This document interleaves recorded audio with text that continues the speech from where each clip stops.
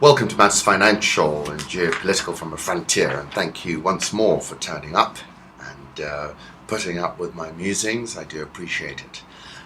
We've uploaded the first part of an interview I did with Howard French, and mighty interesting it is too. So if you get a chance, do have a look at the first part. That's on Rich Wrap-Ups, and we will be momentarily uploading the second part. There are 3 parts to this interview. It was indeed a pleasure meeting Kevin Whitcraft of RMA Motors. They recently arrived. They had the Jaguar Land Rover franchise here in Nairobi. I'll put up a photograph of the building. Pretty impressive, as was Kevin, frankly. Most interesting. $1 billion of revenue selling cars and a couple of other things. First entry into Africa. Very interesting conversation. Early in the morning, I woke up very early at about 5, and then you can't go back to sleep. And I started retweeting things from about 5:15 as I was sort of wandering around the house. And Caroline Keir, who I follow on Twitter, says to me, are you a bird or a worm? And I said, what that brought back to me was Rumi. You were born with potential. You were born with goodness and trust. You were born with ideals and dreams. You were born with greatness. You were born with wings. You are not meant for crawling, so don't. You have wings. Learn to use them and fly, Rumi. And that was my response. I said, no offense to worms, but I prefer to be a bird. And on that note, that's why I think I'm wearing a tie here of 2 parrots. And then I suppose Kanye West says the same thing, but another way, in his song Touch the Sky, which is one of my favorites. And astonishingly, it's only got 9.33 million views, which I found quite extraordinary. Ola Guerin put up a wonderful tweet. I think it's now about 36 hours old. Sun setting in Gaza after a day without shelling and death. And it's a lovely photograph. I've also now put up a photograph of President Kenyatta being welcomed by President Obama and Michelle Obama at the White House. And as I said in my piece over the weekend, with respect to ourselves, Kenya, I sincerely wish we reset our relations at this Africa summit. I said in that article over the weekend, I appreciate that Africa is in a much better place in this new, more multilateral world, which hands it an advantage. It has injected some competition into the demand side of our equation. However, we need to be cognizant of the USA's hard power disequilibrium because it's intact and set to stay so for quite a while. With respect to ourselves, I sincerely wish we reset our relations. The rhetoric has veiled the reality that North America bought 66% of our Eurobond issues, and more than 50% of our inward remittances come from there. On the other hand, our exports to China are less than $50 million a year. I said this is a reality that needs to better inform our foreign policy, and urgently. Then somebody on Twitter said, Ali Khan, you were mentioned in a question by Zainab Badawi in an interview of hers with John Kerry on Hard Talk. And then I found it. It was the verbatim script was published by the Foreign Affairs Department in Israel. So I found it there. And I'll just take you some salient points. Zainab Badawi, Scott Eisner from the US Chamber of Commerce has said that he and others have been pressing the Obama administration for years to hold this kind of summit. Quote, he says, if you want CEOs to pay attention, you're going to need the commander-in-chief to take charge. And Zainab says to Kerry, what took Obama so long? Then Kerry goes through Power Africa, Food Security Initiative, Feed the Future, and saying, I think there was a sense of rightness that brought to this moment about. So I don't think we're late. I think what we're doing is, it's just, then Zainab says, it's just President Obama himself is the son of a Kenyan, and it took him quite a while to really tour Africa, for instance, and hold the summit. If you look, yeah, but I think if you look at what the president first confronted when he became president, we had a meltdown of our financial system.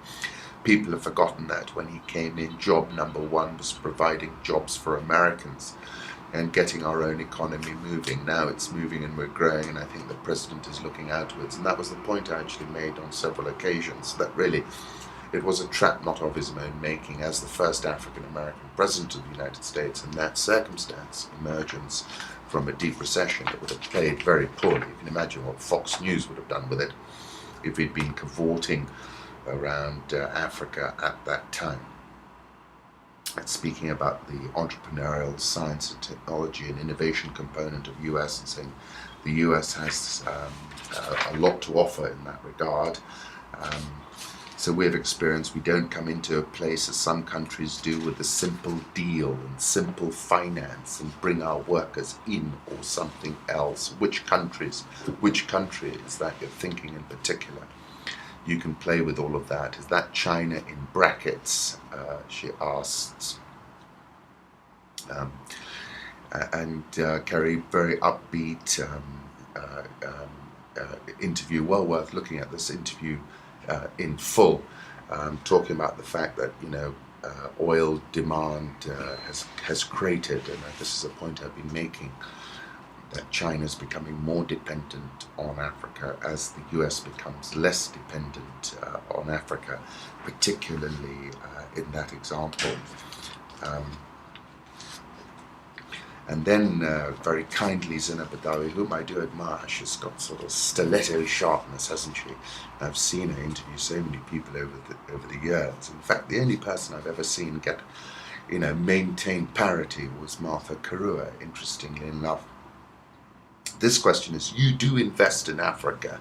Let me just tell you what Ali Khan Sachi, Chief Executive of Rich Management in Nairobi, says. Look at Kenya. America is already heavily invested. We issued a Eurobond in Kenya where we borrowed $2 billion. 66% of that was bought by North America.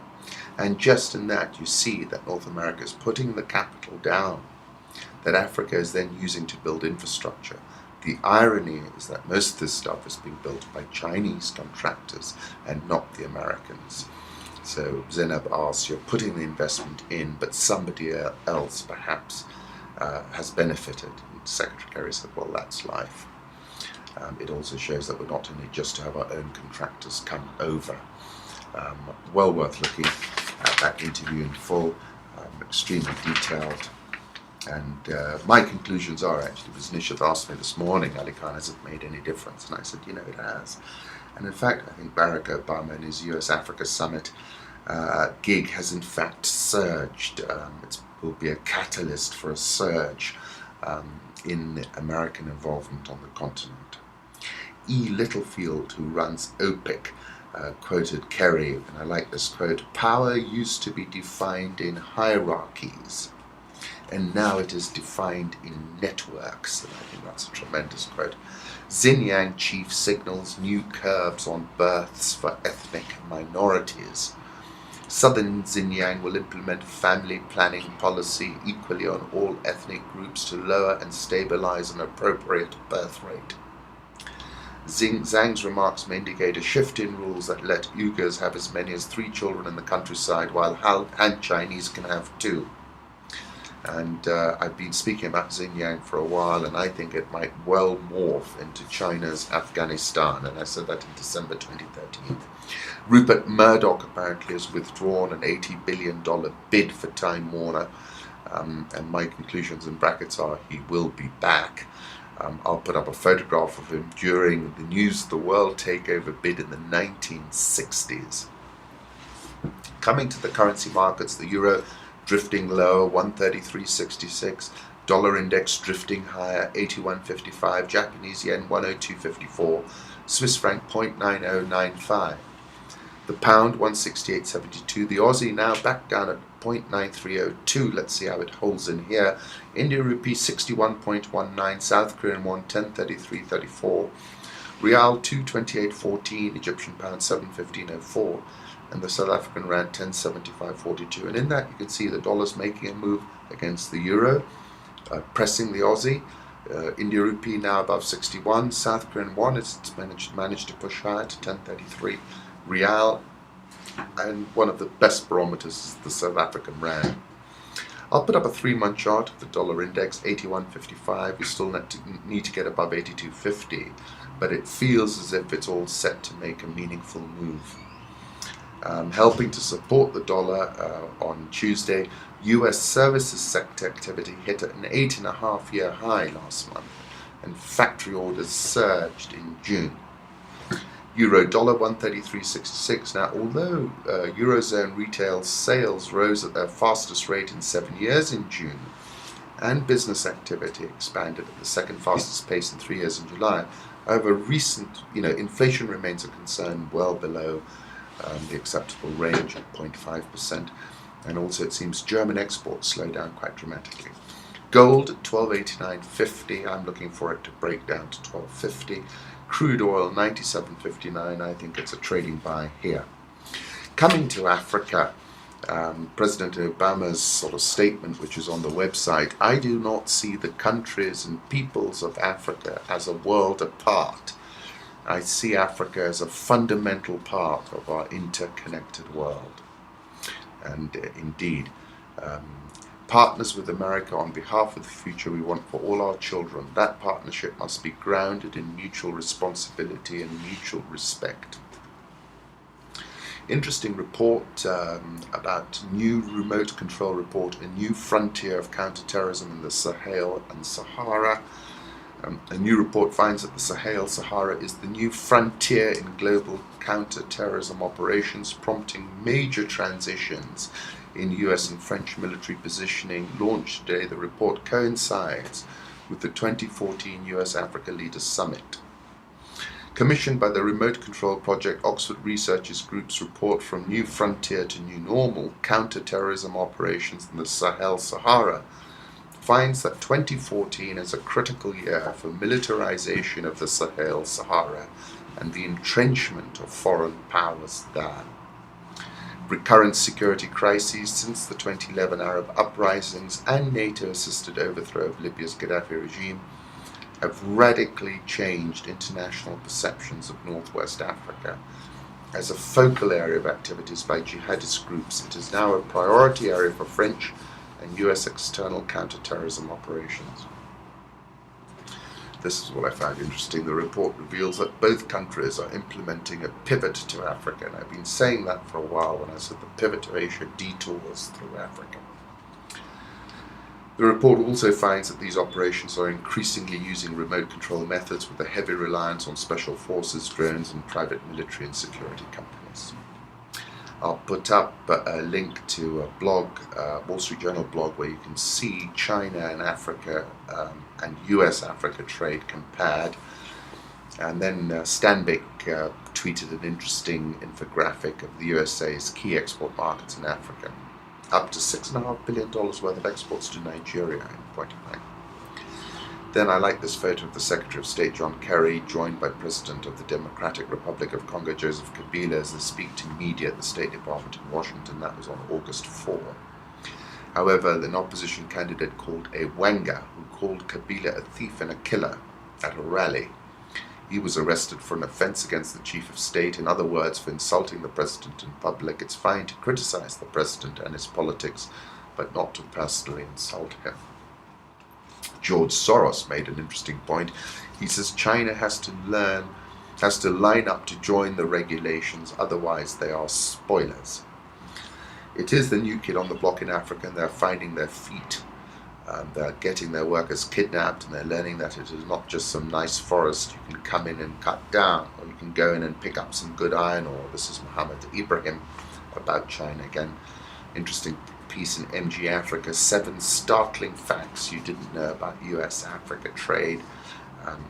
South Africa and Nigeria are the top recipients of US FDI flows in the region. Nigeria 37%, South Africa 17%. 30% of US exports to sub-Saharan Africa went to South Africa in 2013. The top US export markets in sub-Saharan Africa for 2013 was South Africa 7.3 billion, Nigeria 6.5 billion, Angola $1.5 billion, Ghana $1.1 billion. For imports, 30% of US imports from sub-Saharan Africa were from Nigeria, 22% from Angola, mostly crude oil. But US demand for crude oil is drying up big time. Major geopolitical pivot in that itself. Africa trade is still a very tiny blip on the US radar. Sub-Saharan Africa makes up just 1.7% of total US imports and 1.5% of total exports. Now moving on, in January I wrote a piece where I said I predict African equity markets will make it a 3-year bull phenomenon, and we're seeing that playing out. South African oil share bounced 0.21% yesterday. It's up 11.01% this year. Dollar rand, we've seen it soften again to 10.7538, down nearly 1% yesterday. July PMI slipped to 46.4% from 49.5%, suggesting deteriorating confidence. Egyptian pound 7.1508. Egyptian stock market is now up 32.851%, has crossed the 9,000 level for the first time in probably 7 years. Big bullish move, which I've been speaking about for a while. Nigerian oil share bounced 1.18% yesterday. It's up 2.33% this year. Ghana Stock Exchange up 6.526%, but edging lower. Thank goodness John Mahama dialed up Madame Lagarde of the IMF, as I said he should, on the BBC on Friday night. Christine Lagarde was a guest at Mindspeak, and what a wonderful guest she was. That link is on Rich Wrap-Ups, and I'll put up a photograph of herself, myself, and Hannah as she came into the room to make her presentation. And I said to her, Madame Lagarde, Hannah wants to tell you that she wants to be just like you. And she replied, work hard and you can be anything you want to be, which was just the right thing, wasn't it? Carlyle co-CEO sees an African private equity explosion. Africa only accounts for 1% of private equity investments worldwide, according to Rubenstein. Ford, everything is pointing towards a surge in the African economy. This is Jim Benintende, Ford's head of operations in the Middle East and Africa, in an interview with Bloomberg. Africa is one of the most important growth areas purely from an economic standpoint. That's Jeffrey Immelt of GE. President Obama, it is very early days for Africa, so there's still a lot to be done. And the notion of having the summit here says that it's important. GE won $8.3 billion of orders in Africa over the last year. Then talking about motor sales, Africa's vehicle market is accelerating rapidly. Ford projects that industry-wide sales will grow to 2.1 million vehicles over the next 6 years, from 1.5 million in 2013. Africa's driving age population is projected to soar 55% to 840 million people by 2023, from 540 million last year. So very interesting. GE, of course, are all bulled up. Jay Ireland is a friend, is talking about doubling the payroll to 4,000 people from 2,000 now. We've doubled it in the last 3 years, and we'll probably double it again. He said all those investments need people, so we'll be adding, and generally extremely bullish. I'll put up a photograph of Jay Ireland that I took more than a year ago. Westgate Aftershock cuts Nakumatt sales by 4 billion shillings, which is just under $50 million in the latest trading update covering last year. Nakumatt has reported gross sales of over $600 million compared to $650 million a year earlier, a drop of 7.7%. Nakumatt attributes the larger drop in sales to a slow economy, as well as fears among shoppers of Westgate-style assaults on other malls. Before the attack, the Westgate branch had a turnover of 450 million shillings a month, so its loss meant that Nakumatt had to forego at least 2.7 billion shillings in sales. Top line, we've managed to cross the $600 million gross sales mark. It is true to note that the loss of Westgate significantly slowed growth alongside the obvious economic downside. Retail outlets, this is Mr. Shah, have been one of the hardest hit business fronts due to security concerns. I'll put up an image of Westgate, and it was 316 days ago. The Nairobi All Share surged 1.15% yesterday to an all-time closing high. It's up 13.713% this year. Nairobi NSE 20 rallied just under 1%, 0.99%, crossed 5,000 for the first time since 29th of January this year. KCB Group rallied 4.46% to close at a fresh record high. All the details are on Rich Wrap-Ups, plus a link for the Mindspeak session with Joshua, the CEO, and an interview I did after that session. And I'll put up a photograph I took, and he said many interesting things. And one thing he said is the only thing that stands in front of your dreams is your determination. Centum rallied 3.14% to close at a fresh record yesterday as well. Share price data is on the website. EABL rallied 2.33% to close at a fresh 2014 high of 307. They're releasing full year earnings on Friday. I'll put up a photograph of Charles Ireland, who's the CEO and a friend, at a Johnny Walker party sometime last year. Kenyan shares soar to 6-month high on rate expectations. This is Duncan Miriri in Reuters. Kenyan shares jumped to 6-month high on Tuesday on expectations that domestic interest rates will come down after the government said it would cut borrowing by close to half. Market participants cited a statement by the presidency that the Treasury planned to slash domestic borrowing this financial year from 190 billion shillings to about 100 billion shillings, just over $1 billion. Sharp reduction. I said the reduction in the local borrowing is an outrageously bullish signal. It means local interest rates are coming lower. It means dividend stocks, in particular the stock exchange, will look really attractive. On that note, BAT, which is probably the preeminent dividend stock, rallied 2.21% to match a record closing high previously set on the 23rd of July. Safaricom is within 4.812% of a record high set in April this year. Kenya Airways traded 1.931 million shares yesterday, busiest session of 2014. I'll put up a photograph of Titus, who will be retiring later this year, and a link to that interview we did with Koki Matungi, who's the first female African pilot of a Dreamliner. Operanya is saying that need to arrest the Mumia sugar managers. I agree with him wholeheartedly. At least 5,000 foreign workers will be shipped into the country to undertake the construction of the 609-kilometer standard gauge railway from Mombasa to Nairobi, apparently. And on that note, I shall sign off with a picture of the Mombasa-Nairobi railway as it is at Christmas time, as we came off the main road and looked to enter the Savo, where we had this wonderful time and saw so many big red elephants. And the only sad thing is, of course, with coastal tourism on its knees, there are not that many people visiting the Savo, and it's such a big, ungoverned expanse in many ways. I dread to think what's happening to those elephants that I love so much. Once again, thank you.